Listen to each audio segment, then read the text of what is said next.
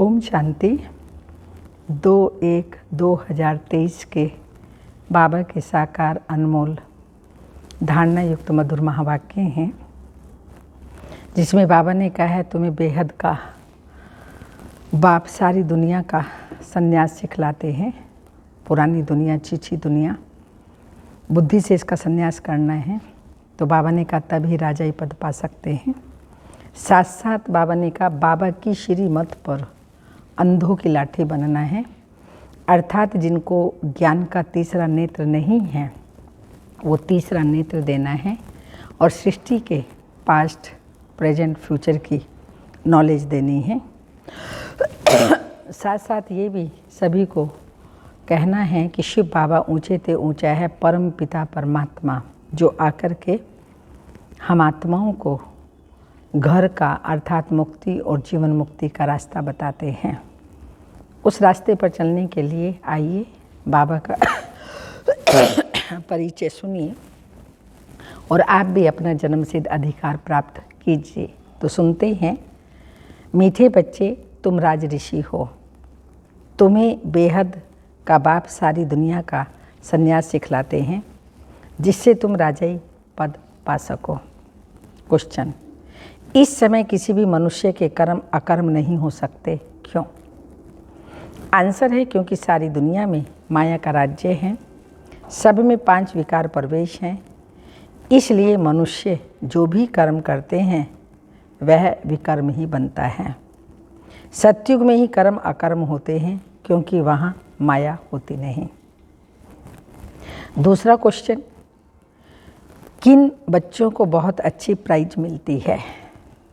Answer है जो श्रीमत पर पवित्र बन अंधों की लाठी बनते हैं, कभी 5 विकारों के वश हो कुल को कलंकित नहीं बनाते। उन्हें बहुत अच्छी प्राइज मिल जाती है। अगर कोई बार बार माया से हार खाते हैं तो उनका पासपोर्ट ही कैंसिल हो जाता है। गीत ओम नमो शिवाय। ओम शांति। सबसे ऊंच है परम पिता परमात्मा अर्थात परम आत्मा। वह रचयिता है।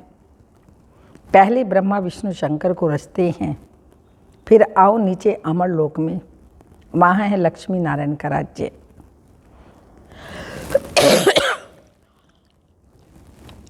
सूर्य वंशी का राज्य चंद्रवंशी का नहीं। ये कौन समझा रहे हैं? ज्ञान का सागर। मनुष्य को कब समझा न सके। बाप सबसे ऊंच है जिसको भारतवासी माता पिता कहते हैं। तो ज़रूर प्रैक्टिकल में माता पिता चाहिए। गाते हैं तो ज़रूर कोई समय हुए होंगे। तो पहले ऊंच ते ऊंच वह निराकार परम पिता परमात्मा। बाकी तो हर एक में आत्मा है। आत्मा जब शरीर में है तो दुखी व सुखी बनती है। यह बड़ी समझने की बातें हैं। यह कोई दंत कथाएं नहीं हैं। बाकी जो भी गुरु गोसाई आदि सुनाते हैं वो सब दंत कथाएं हैं। अब भारत नरक है। सतयुग में इनको स्वर्ग कहा जाता है। लक्ष्मी नारायण राज्य करते थे, वहाँ सब सौभाग्यशाली रहते थे, कोई दुर्भाग्यशाली थे ही नहीं, कोई भी दुख रोग था ही नहीं। यह है पाप आत्माओं की दुनिया। भारतवासी स्वर्गवासी थे, लक्ष्मी नारायण का राज्य था। श्री कृष्ण को तो सभी मानते हैं। देखो इनको 2 गोले दिए हैं। श्री कृष्ण की आत्मा कहती है अब मैं नरक को लात मार रहा हूँ, स्वर्ग हाथ में ले आया हूँ। पहले कृष्णपुरी थी, अब कंसपुरी है। इसमें यह श्री कृष्ण भी हैं। इनके 84 जन्मों के अंत का यह जन्म है, परंतु अब वह श्री कृष्ण का रूप नहीं है। ये बाप बैठ समझाते हैं। बाप ही आकर भारत को स्वर्ग बनाते हैं। अब नरक है, फिर स्वर्ग बनाने बाप आए हैं। ये पुरानी दुनिया है। जो नई दुनिया थी अब वह पुरानी है। मकान भी नए से पुराना होता है, आखिर तोड़ने लायक हो जाता है। अब बाप कहते हैं, मैं बच्चों को स्वर्गवासी बनाने राजयोग सिखलाता हूँ। तुम हो राज ऋषि, राजाई प्राप्त करने के लिए तुम संन्यास करते हो विकारों का। वह हद के सन्यासी घर बार छोड़ जंगल में चले जाते हैं, परंतु है फिर भी पुरानी दुनिया में। तो बेहद का बाप तुमको नरक का संन्यास कराते हैं और स्वर्ग का साक्षात्कार कराते हैं। बाप कहते मैं आया हूँ तुमको ले जाने। बाप सभी को कहते हैं तुम अपने जन्मों को नहीं जानते। यह तो जरूर है जो जैसा कार्य करेगा, अच्छा व बुरा, उस संस्कार अनुसार जाकर जन्म लेंगे।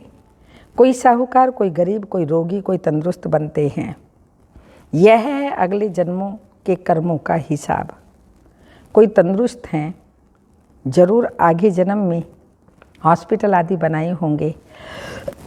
दान पुण्य जास्ती करते हैं तो साहूकार बनते हैं। नरक में मनुष्य जो भी कर्म करते हैं वो जरूर विकर्म बनेंगे, क्योंकि सब में 5 विकार हैं।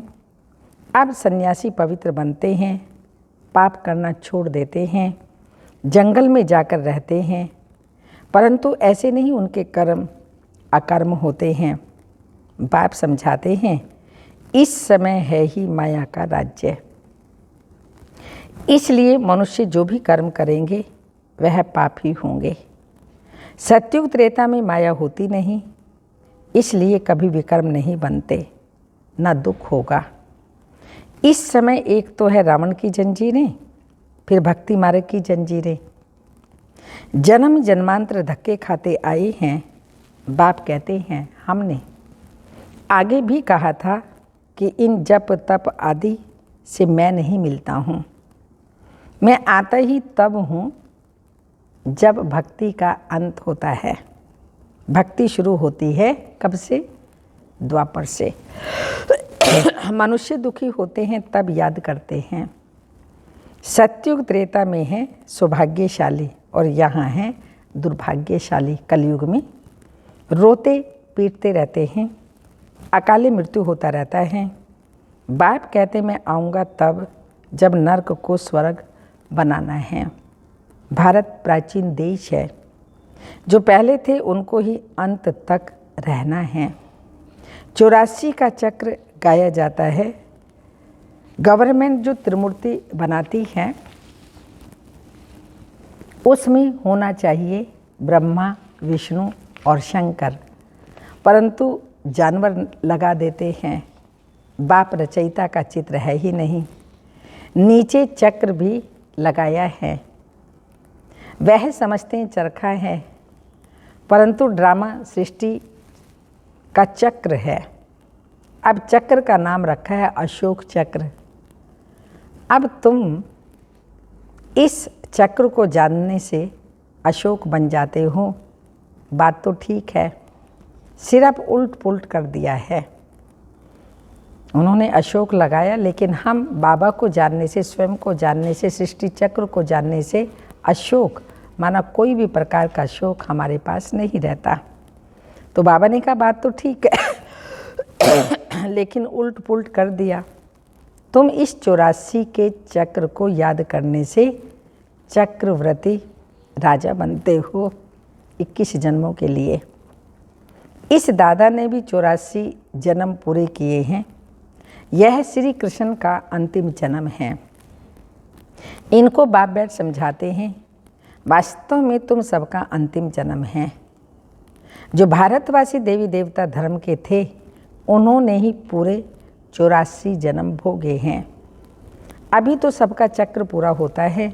अब यह तुम्हारा तन छीछी हो गया है, यह दुनिया ही छीछी है, इसलिए तुमको इस दुनिया से संन्यास कराते हैं। इस कब्रिस्तान से दिल नहीं लगानी है। अब बाप और वर्षे से दिल लगाओ। तुम आत्मा अविनाशी हो, ये शरीर विनाशी है। अब मुझे याद करो तो अंत मति सुगति हो जाएगी। गायन भी है, अंत काल जो स्त्री सिमरे आदि आदि। अब बाप कहते हैं अंत काल जो शिव बाबा सिमरे वह नारायण पद प्राप्त कर सकता है। नारायण पद मिलता ही है सतयुग सतयुग में तो बाप के सिवाय यह पद कोई दिला न सके। ये पाठशाला है ही मनुष्य से देवता बनने की। पढ़ाने वाला बाप है जिसकी महिमा सुनी। कौन सी महिमा सुनी शिव बाबा की? ओम नमो शिवाय। तुम जानते हो हम उनके बच्चे बन गए हैं, अब वर्षा ले रहे हैं। अब तुम मनुष्य मत पर नहीं चलते। मनुष्य मत पर चलने से तो सब नरकवासी बन गए हैं। शास्त्र भी मनुष्यों के ही गाए हुए हैं अथवा बनाए हुए हैं। सारा भारत इस समय धर्म भ्रष्ट कर्म भ्रष्ट बन पड़ा है। देवताएं तो पवित्र थे। अब बाप कहते हैं अगर सौभाग्यशाली बनना चाहते हो तो पवित्र बनो।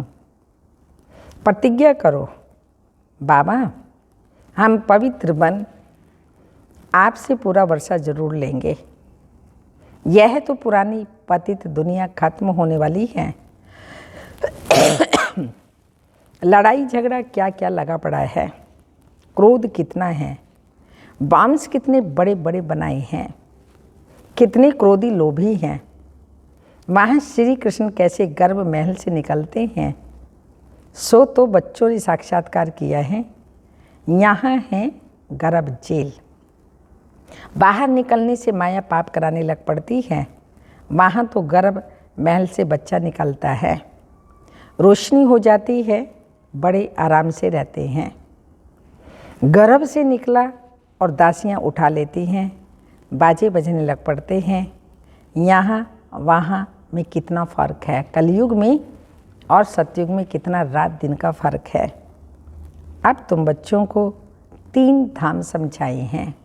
कौन कौन से 3 धाम?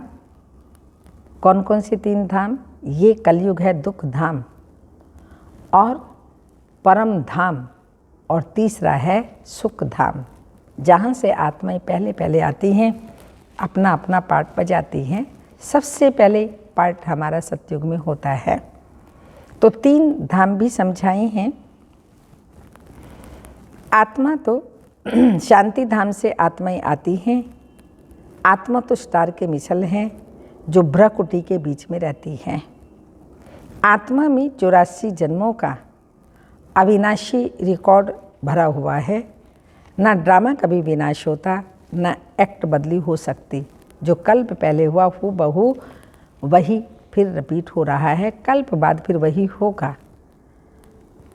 आत्मा 84 जन्मों का अविनाशी पार्ट बजाती है। ना ड्रामा कभी विनाश होता, ना एक्ट बदली हो सकती। ये भी वंडर है।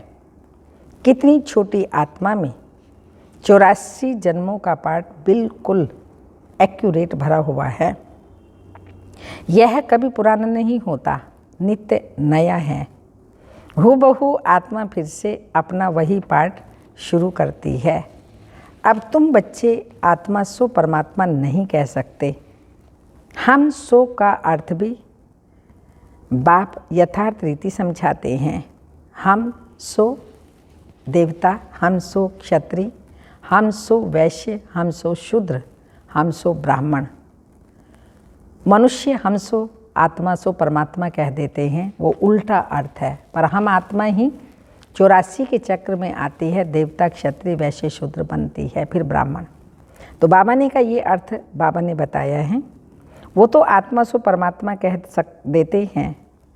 परमात्मा है माया को रचने वाला। अब वास्तव में माया को रचा नहीं जाता है। माया है 5 विकार। वो बाप माया को नहीं रचते। बाप तो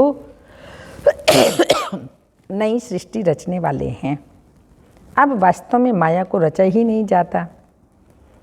माया 5 विकार हैं। बाप कहते हैं मैं सृष्टि नहीं रचता हूँ, ये कोई नहीं कह सकते। बेहद का बाप एक ही है। ओम का अर्थ भी बच्चों को समझाया गया है।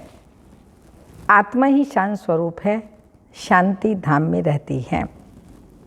परंतु बाप है ज्ञान का सागर, आनंद का सागर। आत्मा की ये महिमा नहीं गाएंगे। हाँ, आत्मा में जो नॉलेज आती है, बाप कहते हैं मैं एक ही बार आता हूँ, मुझे वर्षा भी ज़रूर देना पड़े। मेरे वर्षे से भारत एकदम स्वर्ग बन जाता है। वहाँ पवित्रता, सुख, शांति सब कुछ था। ये है बेहद के बाप का सदा सुख का वर्षा। पवित्रता थी तो सुख शांति भी थी। अभी अपवित्रता है तो दुख अशांति है। बाप बैठ समझाते हैं, तुम आत्मा पहल मूल वतन में थी, फिर देवी देवता धर्म में आई, फिर क्षत्रिय धर्म में आई, फिर 8 जन्म सतो प्रधान, फिर 12 जन्म सतों में, फिर 21 जन्म द्वापर में, 42 जन्म कलयुग में। यहाँ शूद्र बनना पड़े, शूद्र बन पड़े हैं। अब फिर ब्राह्मण वर्ण में आना है। शूद्र से बाबा आकर के ब्राह्मण बनाते हैं, फिर देवता वर्ण में जाएंगे।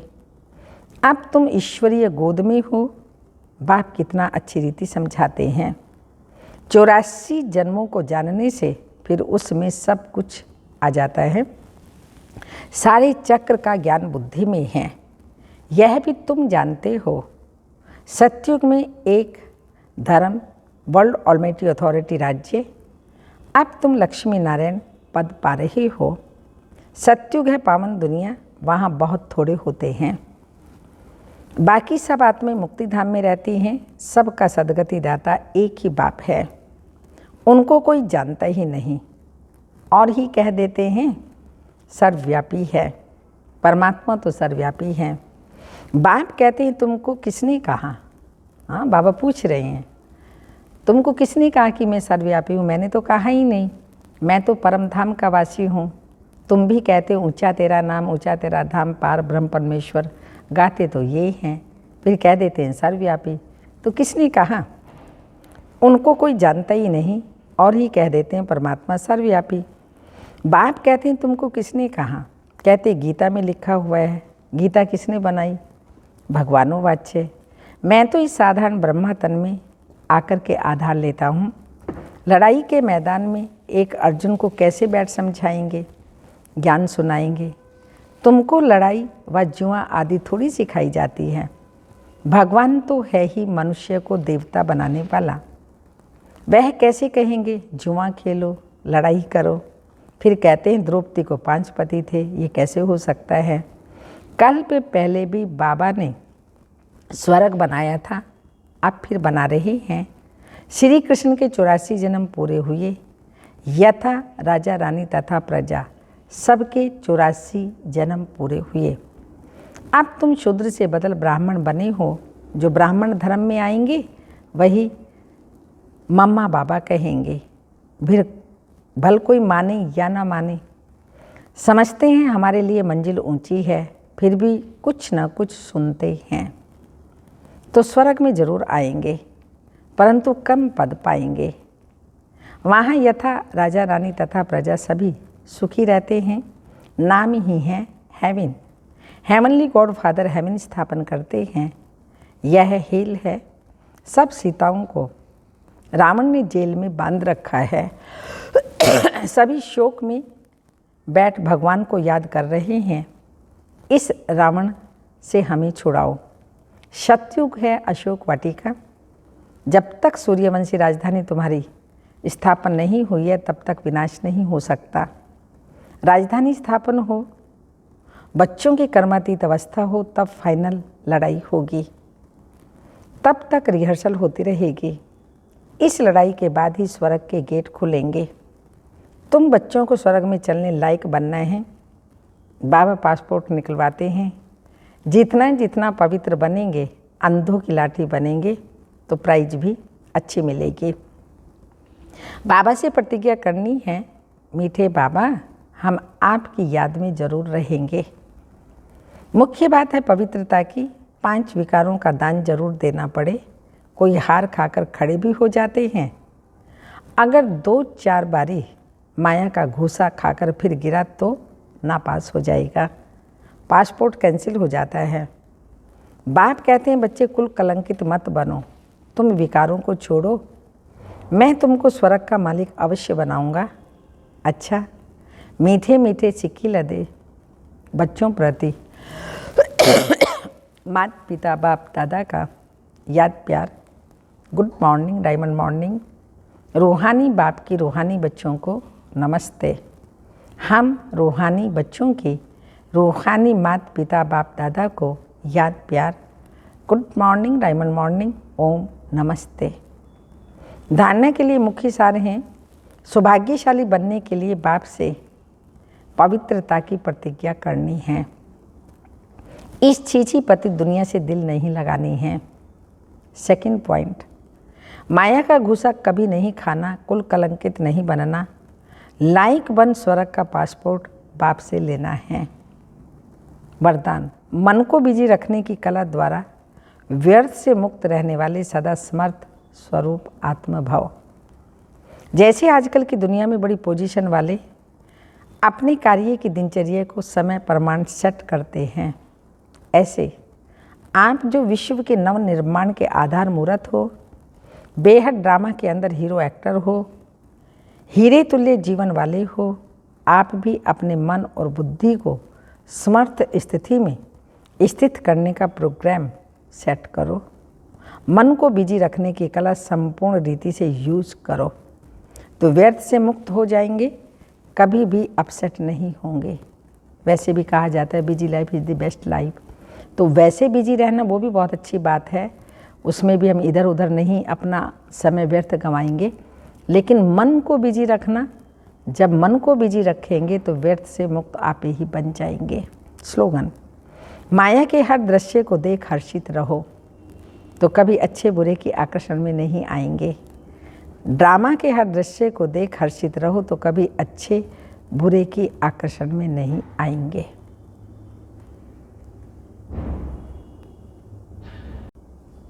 आज का अव्यक्त इशारा है, एकांत प्रिय तब बन सकेंगे जब अनेक तरफ से बुद्धि योग टूटा हुआ होगा और एक के ही प्रिय होंगे। एक प्रिय होने के कारण एक की याद में रह सकते हैं। एकांत प्रिय अर्थात एक के सिवाय दूसरा ना कोई। सर्व संबंध सर्व रचनाएं एक से लेने वाले ही एकांत प्रिय हो सकते हैं। एकाग्रता अर्थात सदा निर्व्यर्थ, निरसंकल्प और निर्विकल्प। एकाग्रता अर्थात सदा निर्व्यर्थ, निरसंकल्प, निर्विकल्प। ओम शांति।